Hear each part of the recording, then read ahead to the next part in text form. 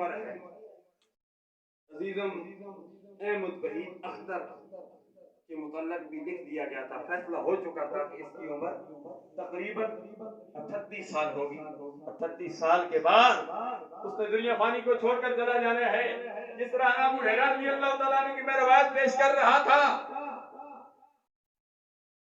محمد سعید اختر اور محمد بلال اختر کے بھائی محترم تو بھی رب ذوالجلال کی یہ رضا تھی. ان کے والد گرامی نے چودھری محمد اختر مرحوم نے اپنے پاس بلا لیا. ابو ہریرہ کی روایت کے مطابق فرمایا کہ تم دنیا میں جو رہ رہے ہو، دنیا میں وہ مزہ نہیں ہے جو یہاں مزہ ہے. ان کا چہرہ بھی یہ بتا رہا تھا، ان کا چہرہ بھی چمکتا دمکتا، وہ چہرہ بھی یہ بتا رہا تھا کہ الحمدللہ وہ جنتی شخص تھے. اگرچہ صدمہ ہوتا ہے بھائیوں کو، فیملی کو، تمام اس فیملی کو.